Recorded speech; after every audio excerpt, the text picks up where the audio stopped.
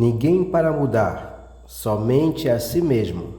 Neville Goddard, parte 1. Posso levar apenas 1 minuto para esclarecer o que foi dito na noite passada. Uma senhora sentiu do que eu disse na noite passada, que eu sou contrário a uma nação. Eu espero não ser contrário a qualquer nação, raça ou crença. Se porventura eu usei uma nação, foi apenas para ilustrar um ponto. O que tentei dizer foi isso: nos tornamos o que contemplamos, pois essa é a natureza do amor, como é a natureza do ódio, para nos transformar naquilo que contemplamos. Na noite passada, eu simplesmente interpretei um novo item para mostrar a vocês que quando tentamos destruir nossa imagem, quebrando o espelho, estamos apenas enganando a nós mesmos. Quando por meio da guerra ou revolução, destruímos títulos que para nós representam arrogância e ganância, tornamo-nos no tempo a personificação daquilo que pensamos que havíamos destruído. Então hoje as pessoas que pensavam ter destruídos os tiranos são eles mesmos o que pensavam ter destruído. Para que o não seja mal interpretado, deixe-me novamente lançar a base deste princípio. Consciência é a única realidade. Nós somos incapazes de ver o que não seja o conteúdo de nossa própria consciência. Portanto, ódio nos trai na hora da vitória e nos condena a ser aquilo que condenamos. Todas as conquistas resultam em uma troca de características, de modo que o conquistador se torna como o conquistado. Nós odiamos os outros por causa do mal que está em nós mesmos. Raças, nações e grupos religiosos têm que nos mudar para a semelhança daquilo que contemplamos. Nações agem em relação a outras nações, como os cidadãos agem em relação uns aos outros. Quando há escravidão em um estado e esta nação ataca uma outra, é com a intenção de escravizar. Quando há uma competição econômica acirrada entre os cidadãos, estão em guerra com outra nação. O objeto da guerra é destruir o comércio do inimigo. Guerras de dominação são provocadas pela vontade daqueles que dentro de um estado são dominantes sobre o destino dos restantes. Nós irradiamos o mundo que nos cerca pela intensidade da nossa imaginação e sentimento. Mas neste mundo tridimensional, nosso tempo tem ritmo lento e assim nós nem sempre observamos a relação entre o mundo invisível e nossa natureza interior. Agora, isso é o que eu realmente quis dizer. Eu pensei ter dito isso, que eu não possa ser mal interpretado. Este é o meu princípio. Você e eu podemos contemplar um ideal e nos tornarmos apaixonados por ele. Por outro lado, podemos contemplar algo que sinceramente não gostamos e ao condenar nos tornamos isso. Mas por causa da lentidão do tempo neste mundo tridimensional, quando nós nos tornamos aquilo que contemplamos, nos esquecemos que antigamente nos propusemos a adorá-lo ou destruí-lo. A lição de hoje é a pedra angular da Bíblia, então me dê sua atenção. A mais importante questão na Bíblia é encontrada no capítulo 16 do Evangelho de Mateus. Como vocês sabem, todas as histórias da Bíblia são suas histórias. Seus personagens vivem apenas na mente do homem. Elas não fazem referência a qualquer pessoa que tenha vivido no tempo e espaço, ou a qualquer evento que tenha ocorrido na Terra. O drama relatado em Mateus ocorre quando Jesus se volta a seus discípulos e pergunta: quem dizem os homens ser o Filho do Homem? Tá? Mateus capítulo 16, versículo 13. E eles disseram, uns João o Batista, outros Elias e outros Jeremias, ou um dos profetas. Disse-lhes ele, e vós, quem dizeis que eu sou? E Simão Pedro, respondendo, disse-lhe, bem-aventurado és tu, Simão Barjonas, porque não revelou a carne e o sangue, mas meu Pai, que estás nos céus. Pois também eu te digo que tu és Pedro, e sobre esta pedra edificarei a minha igreja, e as portas do inferno não prevalecerão contra ela. Jesus, voltando-se para seus discípulos, é um homem se voltando à sua mente disciplinada na autocontemplação. Você se faz a pergunta, quem dizem os homens que eu sou? Em nossa língua. Eu me pergunto, o que os homens pensam de mim? Sua resposta. Alguns dizem que João volta novamente. Alguns dizem Elias. Outros dizem Jeremias. Há outros ainda que o antigo profeta volta novamente.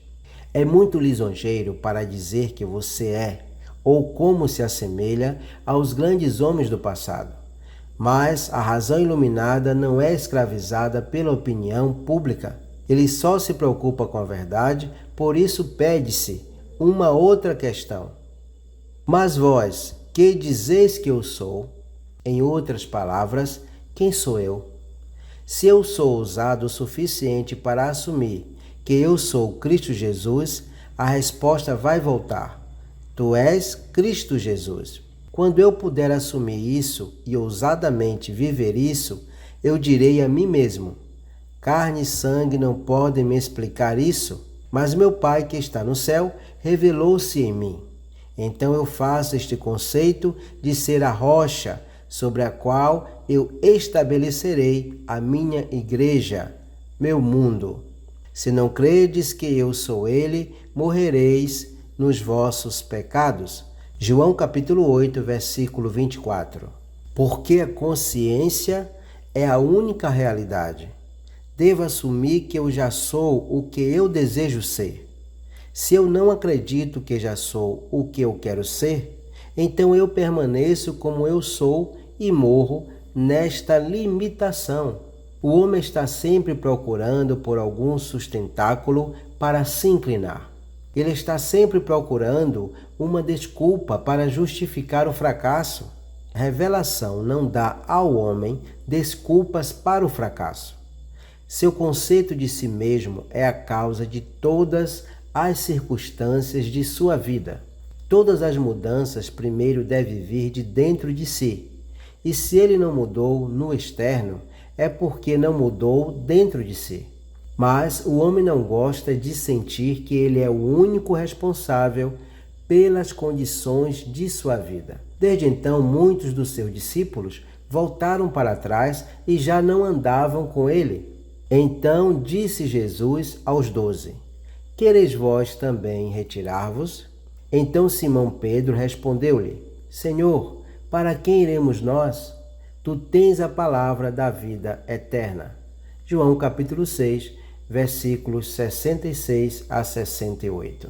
Eu posso não gostar do que acabei de ouvir, que eu devo voltar para minha própria consciência como a única realidade, a única base sobre a qual todos os fenômenos podem ser explicados. Era uma vida mais fácil quando eu podia culpar o outro. Era uma vida muito mais fácil quando eu podia culpar a sociedade para os meus males, ou apontar um dedo através do mar e culpar outra nação. Era uma vida mais fácil quando eu podia culpar as condições meteorológicas pelo que eu sinto. Mas me dizer que eu sou a causa de tudo o que acontece comigo, que eu estou eternamente moldando meu mundo em harmonia com minha natureza interior, isso é mais do que o homem está disposto a aceitar. Se isso for verdade, a que eu deveria ir? Se estas são as palavras da vida eterna, eu devo retornar a elas, mesmo que pareçam difíceis de digerir. Quando o homem entende isso completamente, ele sabe que a opinião pública não importa para dizer a ele quem ele é. O comportamento do homem constantemente me diz que eu tenho que conceber a mim mesmo para ser. Se eu aceitar esse desafio e começar a viver por ele, eu finalmente chego ao ponto que é chamado de a grande oração da Bíblia. Ela é contada no capítulo 17 do Evangelho de São João. Acabei a obra que me deste a fazer. João capítulo 17, versículo 4. Agora, pois, glorifica-me tu, ó Pai, junto de ti mesmo, com aquela glória que eu tinha contigo antes que o mundo existisse. João 17, versículo 5. Enquanto eu estava com eles, eu os aguardava no teu nome que me deste, e os conservei, e nenhum deles se perdeu, senão o filho da perdição. João capítulo 17, versículo 12. É impossível para qualquer coisa estar perdida. Nessa economia divina, nada pode ser perdido, não pode sequer passar. A pequena flor que floresceu uma vez, floresce para sempre, mas ela floresce para sempre na maior dimensão do seu ser. E amanhã você vai encontrá-la. Tudo que tu me deste eu tenho mantido em teu nome, e ninguém tem que salvar o filho da perdição. O filho da perdição significa simplesmente a crença na perda. Filho é um conceito, uma ideia. Perdido é a perda. Só tenho realmente que perder o conceito de perda, pois nada pode ser perdido. Eu posso descer da esfera onde a coisa em si agora vive. E como eu desço em consciência para um nível dentro de mim mesmo, isso passa através do meu mundo. Eu digo, eu perdi minha saúde, perdi a minha riqueza, perdi a minha posição na comunidade. Eu perdi a fé, perdi 1000 coisas, mas as coisas em si, depois de terem sido reais no meu mundo, não podem deixar de ser. Elas nunca se tornam irreais com a passagem do tempo. Eu, por minha descida de consciência ao nível inferior, causo essas perdas aos meus olhos e eu digo, elas se foram, elas estão acabadas, tanto quanto o meu mundo vai. Tudo o que eu preciso fazer é subir até o nível onde elas são eternas e mais uma vez elas irão objetivar-se e aparecer como realidades dentro do meu mundo. O ponto crucial de tudo, o capítulo 17 do Evangelho de São João, é encontrado no versículo 19. E por causa deles eu me santifico, para que também eles sejam santificados na verdade. Até aqui eu pensei que poderia mudar os outros através do esforço. Para modificar alguém dentro do meu mundo, eu tenho que mudar meu conceito deste outro. E fazendo isto bem, eu mudo meu autoconceito, pois foi o autoconceito que eu mantive, que me fez ver os outros como eu vi.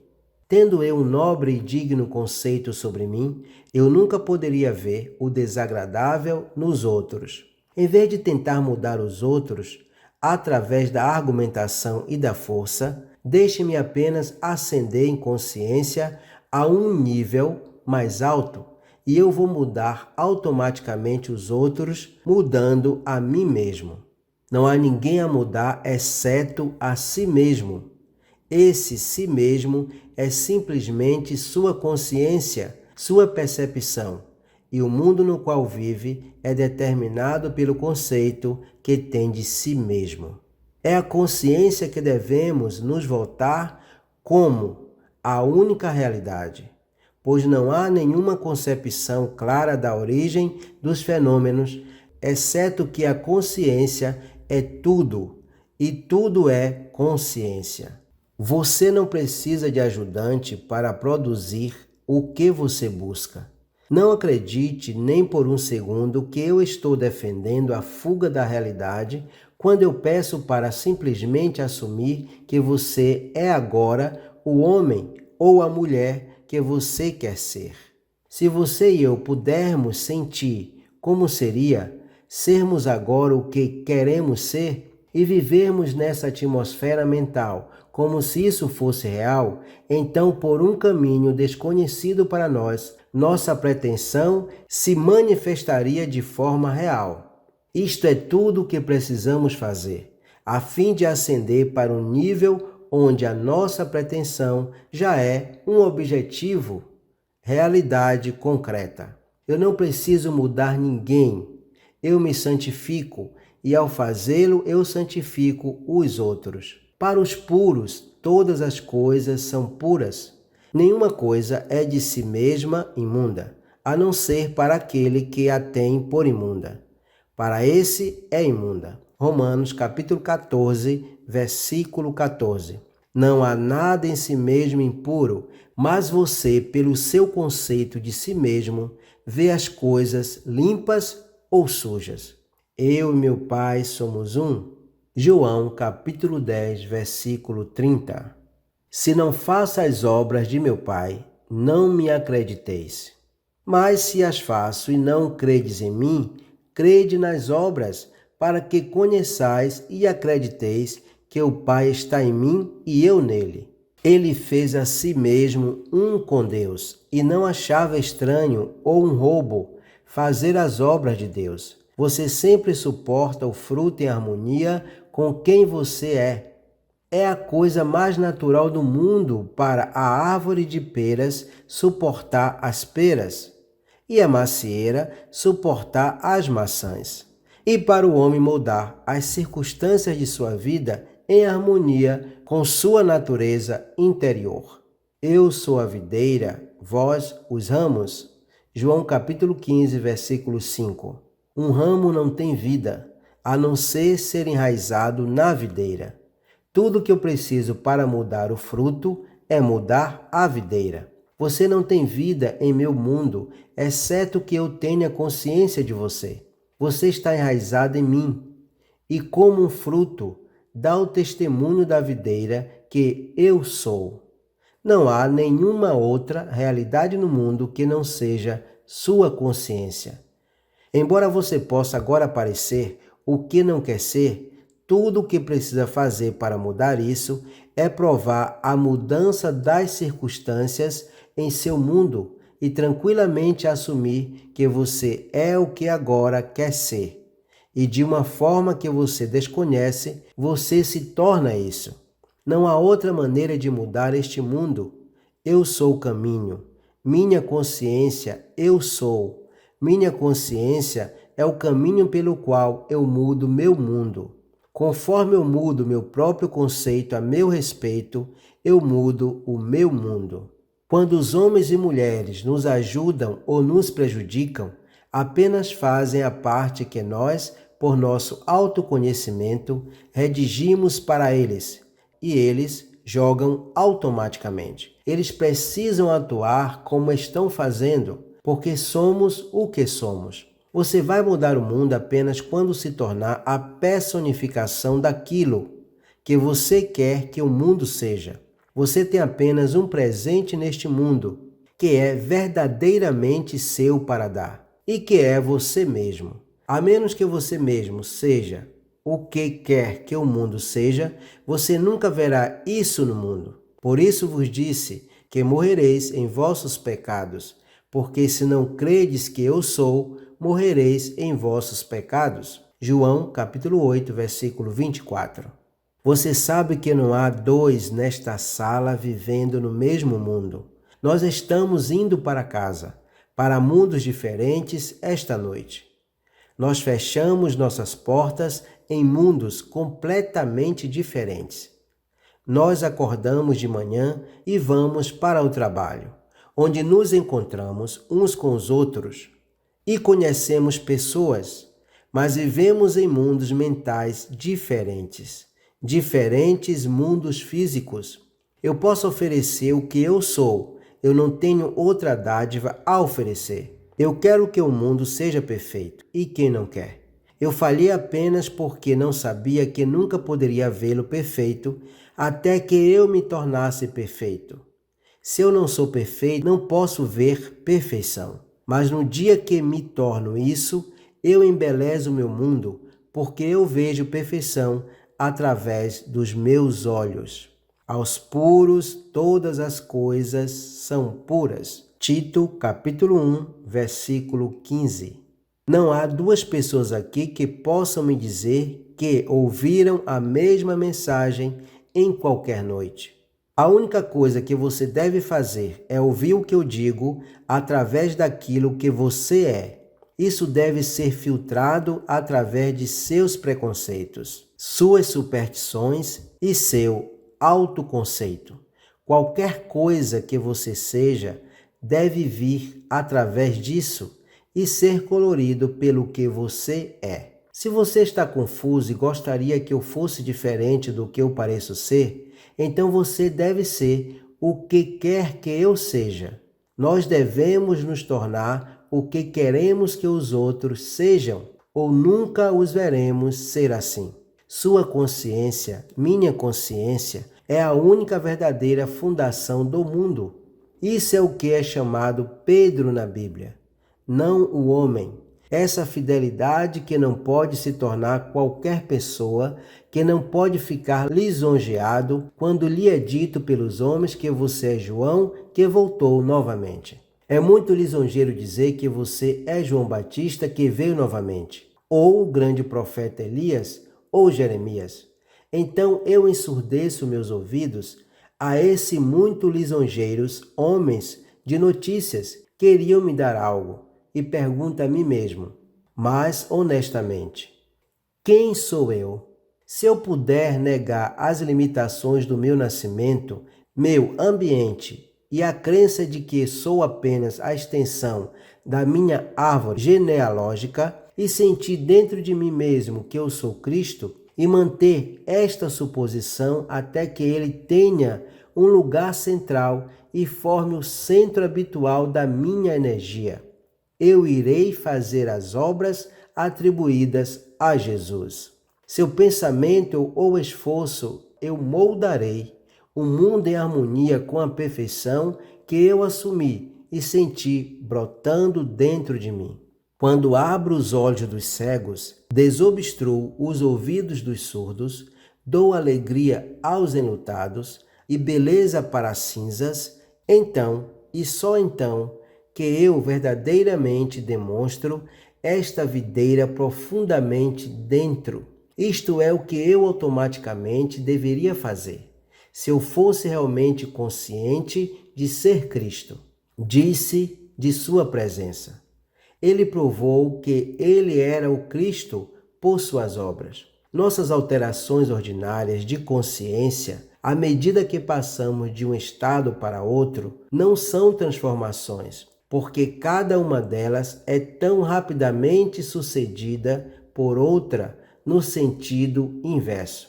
Mas sempre que a nossa pretensão crescer tão estável quanto a expulsar definitivamente seus rivais, então esse conceito habitual central define o nosso caráter e é uma verdadeira transformação. Jesus, ou a razão iluminada, não viu nada impuro na mulher apanhada em adultério. Ele disse a ela: ninguém te condenou? E ela disse: ninguém, Senhor. E disse-lhe Jesus: nem eu também te condeno. Vai-te e não peques mais. Não importa o que é trazido diante da presença de beleza, que só vê beleza. Jesus estava tão completamente identificado com o belo que ele era incapaz de ver o desagradável. Quando você e eu realmente nos tornarmos conscientes de ser Cristo, também iremos endireitar os braços da secura e ressuscitar as esperanças mortas dos homens. Enquanto nos sentimos limitados pela nossa árvore genealógica, é um passo ousado e não deve ser dado levianamente, porque fazer isso é morrer. João, o homem de 3 dimensões, é decapitado. ou perde seu foco tridimensional para que Jesus, o quadridimensional ser, possa viver. Qualquer ampliação de nosso autoconceito envolve um pouco de dolorosa separação com os fortes conceitos enraizados de nossas concepções hereditárias. Os ligamentos são fortes e nos mantêm no ventre das limitações convencionais. Tudo o que acreditava anteriormente já não acredita mais. Você sabe agora que não há poder fora da sua própria consciência. Portanto, você não pode se voltar a qualquer pessoa fora de si mesmo. Você não tem ouvidos à sugestão de que algo mais tem poder. Você não sabe que a única realidade é Deus, e Deus é a sua própria consciência. Não há outro Deus. Portanto, sobre esta pedra você constrói a igreja eterna e corajosamente assume que você é este ser divino, autogerado porque você se atreveu a se apropriar daquilo que não foi dado a você em seu berço, um conceito de si que não foi formado no ventre de sua mãe, um conceito de si concebido fora das estâncias do homem. A história é lindamente contada na Bíblia usando os dois filhos de Abraão, um bem-aventurado, Isaque, nascido fora das obrigações do homem, e o outro, Ismael, nascido em cativeiro. Sara estava muito velha para gerar uma criança, então seu marido Abraão foi até a sua serva Agar, e ela concebeu do velho homem e lhe deu um filho chamado Ismael. A mão de Ismael era contra todos e a mão de todos contra ele. Cada criança que nasce de uma mulher nasce em cativeiro, nasce dentro de tudo o que seu ambiente representa, independentemente de ser o trono da Inglaterra, a Casa Branca ou qualquer lugar importante no mundo. Cada criança que nasce da mulher é personificada como este Ismael, o filho de Agar. Mais adormecido em cada criança é o bendito Isaque, nascido fora das obrigações do homem, e nasce por meio da fé. Esta segunda criança não tem pai eterno, ele é autogerado. O que é o segundo nascimento? Encontro-me homem e não posso voltar para o ventre de minha mãe, e eu ainda devo nascer uma segunda vez. Aquele que não nascer de novo não pode entrar no reino de Deus. João capítulo 3, versículo 3. Eu calmamente me aproprio do que nenhum homem pode me dar, nenhuma mulher pode me dar. Atrevo-me a supor que eu sou Deus. Isto deve ser de fé, isso deve ser da promessa. Então eu me tornei o abençoado e me torno Isaque. Quando eu começo a fazer as coisas que só esta presença poderia fazer, eu sei que nasci fora das limitações de Ismael. E eu devo me tornar o herdeiro do reino. Ismael não poderia herdar nada, embora seu pai fosse Abraão, ou Deus. Ismael não tem ambos os pais divinos. Sua mãe era Agar, a mulher escrava, e por isso ele não poderia participar da propriedade de seu pai. Você é Abraão e Sara, e contido dentro de sua própria consciência há alguém à espera de reconhecimento. No Antigo Testamento é chamado Isaque e no Novo Testamento é chamado Jesus, e nascem sem o auxílio do homem. Ninguém pode dizer a você que você é Jesus Cristo, ninguém pode falar com você e convencê-lo de que você é Deus. Você deve se ocupar levemente da ideia e se maravilhar com o que seria como ser Deus.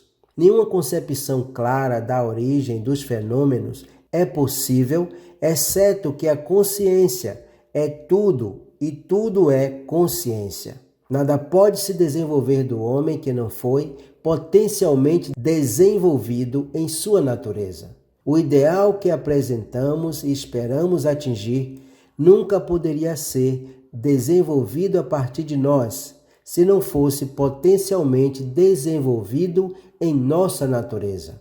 Deixa-me recontar e enfatizar uma experiência gravada por mim há 2 anos sob o título A Busca. Eu penso que isso vai ajudar você a entender esta lei de consciência e mostrar que você não tem ninguém para mudar senão a si mesmo, pois você é incapaz de ver o que não seja o conteúdo de sua própria consciência. Certa vez, em um ocioso intervalo no mar, eu meditei no estado perfeito e perguntei o que eu seria se estivesse de olhos muito puros para ver a iniquidade. Se para mim todas as coisas fossem puras e eu estivesse sem julgamentos. Conforme eu ficava perdido nesta ardente reflexão, eu me encontrei elevado acima do ambiente escuro dos sentidos. Tão intenso o que estava sentindo que era como um ser de fogo que habita em um corpo de ar, vozes a partir de um coro celestial, com a exaltação dos que tinham sido vencedores em um conflito com a morte. Estavam cantando, ele ressuscitou, ele se levantou, e intuitivamente eu sabia o que eles queriam me dizer. Então eu parecia estar andando no meio da noite. Logo me veio uma cena que poderia ter sido o antigo tanque de Betesda, pois neste lugar jazia grande multidão de pessoas impotentes, cegos, mancos e mirrados, não esperando o movimento da água como na tradição, mas esperando por mim. Conforme eu cheguei perto, sem pensamento ou esforço da minha parte, eles foram, um após o outro, moldados pela magia da beleza. Olhos, mãos, pés, todos os membros perdidos eram retirados de algum reservatório invisível e moldados em harmonia com a perfeição que eu senti brotando dentro de mim. Quando todos foram aperfeiçoados, o coro exultou: está consumado! Eu sei que esta visão foi o resultado de minha meditação intensa sobre a ideia de perfeição, pois as minhas meditações invariavelmente trazem união com o estado contemplado. Eu tinha sido tão completamente absorvido dentro da ideia que por um tempo eu tinha me tornado o que eu contemplava, e o elevado propósito que eu tinha naquele momento me identificado, atraiu a companhia de coisas elevadas e moldou minha visão em harmonia com a minha natureza interior. O ideal com o qual estamos trabalhando unidos por associação de ideias despertam 1000 maneiras para criar um drama de acordo com a ideia central.